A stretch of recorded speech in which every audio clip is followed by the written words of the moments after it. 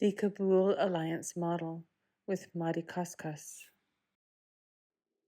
Let's do a quick overview of what's included in this chapter, and by extension, what's included in the course itself. Qabool-Alliance. Qabool has a family resemblance to the word acceptance, but also includes credibility. We all know the sense of a word. Like, okay, yeah, I understand what you mean, but what do you mean exactly? That's the reference of that word, right? We know what an alliance is, relationship, right? But what do you mean exactly? What I mean exactly is bonds of trust and respect and mutually agreeable goals and tasks to achieve those goals. That is the bare bones of an alliance. Care in the chair has alliance in both. The care principles are all about being related to you as the therapist. The chair principles are all about doing, related to the relationship between you and your guest when they sit in the chair.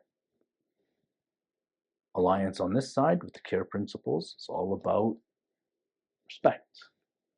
Alliance on this side is all about action.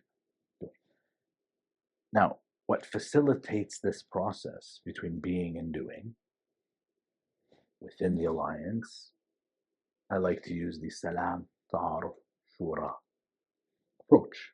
Salam meaning peace, meaning ladder, meaning submission, the root word of Islam.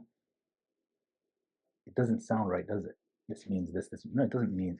Salam is an Arabic word with a family resemblance to these English words, just as shukr is an Arabic word with family resemblance to gratitude, and wailalin, I hope I'm pronouncing that right. So it's not about fitting this model into an existing structure that's already been preset, I don't know, 100 years ago in our field. We're talking about people have been living like this for since time immemorial. We really didn't need the West to colonize our lands and tell us how to do counseling. I mean, there was indigenous counseling, Islamic counseling before English was even a language. So the whole idea is the landscape, the language around this work is very important. These key concepts are not direct translations, they are family resemblances. Okay, so the whole idea there is it gives you some flexibility. It's not exactly this or exactly that. Plus, you don't want to be triggering people by using words that to them mean something totally different than it means to you. I mean, if I say the word Islam, some people, might be triggered. People that have Islamophobia. Isn't a phobia an irrational fear of something? And what maintains a phobia? Avoidance behavior. And so exposure and response prevention or exposure therapy. So when was the last time you met a Muslim? That's what I would ask an Islamophobe. And if the answer is never, okay, well, there you go. Likewise with any culture. So exposure, getting to know one another, is an essential life principle. And that's the next phase of this model, ta'aruf and tawbah. Ta'aruf, getting to family resemblance to getting to know one another. Tawbah, a little more difficult, but I'd like to say a family resemblance to non-judgmentalism and empathy. Others might say, but it means repentance in English. No, yeah, maybe to some in that context. In the context of the Qabool-Alliance model, it has everything to do with being non-judgmental and empathic. And then sabr, most will know that word across multiple languages within the Islamic universe, I guess, right?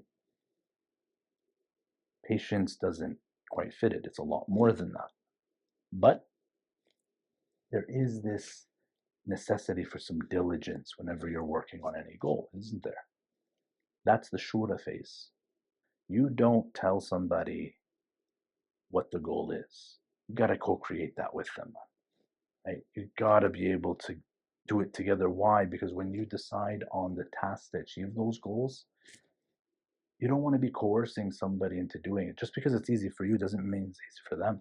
And just because it's hard for you doesn't mean it's hard for them. Again, go back to their worldview.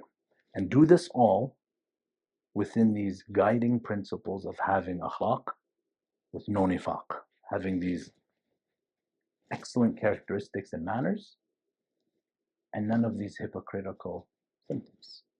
Lying to the client or the guest, breaking a contract, breaking a trust. And if you end up challenging them, do not have them feel like you're arguing with them. Even if you're really frustrated, that's all up, right? You gotta manage those emotions. Now, if you struggle, you talk to your supervisor, you talk to somebody else. The whole point of that initial session to make sure that there's qabool between you and them.